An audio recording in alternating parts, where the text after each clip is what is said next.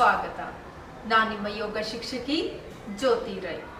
ಇವತ್ತು ನಾವು ಮಾಡುತ್ತಿರುವ ಆಸನದ ಹೆಸರು ಏಕಪಾದ ಪ್ರಸರಣಾಸನ. ಏಕಪಾದ ಪ್ರಸರಣಾಸನ ಅಂದರೆ ಏಕಪಾದ, ಒಂದು ಪಾದವನ್ನು ಹಿಂದಕ್ಕೆ ಪ್ರಸರಿಸೋದು, ಅಂದರೆ ಹಿಂದಕ್ಕೆ ಚಾಚುವುದಕ್ಕೆ ಏಕಪಾದ ಪ್ರಸರಣಾಸನ ಅಂತ ಕರೀತೀವಿ. ಇವತ್ತು ನಾವು ಮಾಡುತ್ತಿರುವ ಆಸನದ ಹೆಸರು ಏಕಪಾದ ಪ್ರಸರಣಾಸನ. ಪಾದಹಸ್ತಾಸನ ಸ್ಥಿತಿಯಲ್ಲಿ ನಿಂತುಕೊಳ್ಳಿ. ಉಸಿರನ್ನು ತೆಗೆದುಕೊಳ್ಳುತ್ತಾ ಒಂದು ಕಾಲನ್ನು ಹಿಂದಕ್ಕೆ ಚಾಚಿ,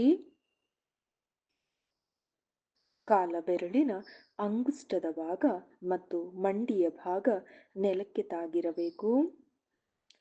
ಮುಂದೆ ಇರುವ ಕಾಲಿನ ಮೀನಗಂಡದ ಭಾಗಕ್ಕೆ ತೊಡೆಯನ್ನು ತಳ್ಳಬೇಕು. ಮುಂದೆ ಇರುವ ಕಾಲಿನ ಬೆರಳಿನ ನೇರಕ್ಕೆ ಮಂಡಿ ಇರಬೇಕು. ಎರಡೂ ಹಸ್ತಗಳನ್ನು ಒತ್ತಿ ಎದೆ ಮೇಲೆ, ದೃಷ್ಟಿ ಮೇಲಕ್ಕಿರಲಿ.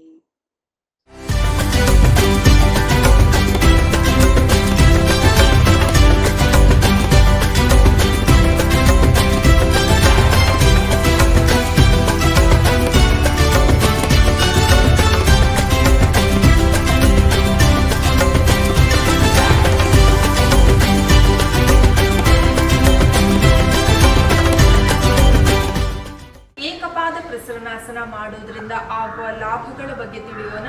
ಮೊದಲನೇದಾಗಿ ಕಾಲು ಬಲಿಷ್ಠವಾಗುವುದು, ತೊಡೆಯ ಮೂಲ ಹಾಗೂ ಮಂಡಿ, ಕಾಲಿನ ಮಣಿಗಂಟುಗಳಲ್ಲಿರುವ ನೋವು ನಿವಾರಣೆಯಾಗುವುದು, ಕಿಡ್ನಿ ಸಮಸ್ಯೆಗೆ ತುಂಬಾ ಉಪಯೋಗಕಾರಿಯಾಗಿದೆ. ಹಾಗೆಯೇ ಗರ್ಭಕೋಶ ಸಮಸ್ಯೆಗಳಿಗೂ ಇದು ಒಳ್ಳೆಯ ಆಸನ. ಉಸಿರಾಟ ಕ್ರಿಯೆಗೆ ಈ ಆಸನ ತುಂಬಾ ಉಪಯೋಗಕಾರಿಯಾಗಿದೆ. ಹೀಗೆ ಹಲವಾರು ಪ್ರಯೋಜನಗಳನ್ನು ಹೊಂದಿರುವ ಏಕಪಾದ ಪ್ರಸರಣಾಸನ ತುಂಬಾ ಉಪಯುಕ್ತವಾಗಿರುವ ಒಂದು ಆಸನವಾಗಿದೆ. ಮುಂದಿನ ಸಂಚಿಕೆಯಲ್ಲಿ ಇನ್ನೊಂದು ಆಸನದೊಂದಿಗೆ ಭೇಟಿಯಾಗೋಣ. ನಮಸ್ಕಾರ.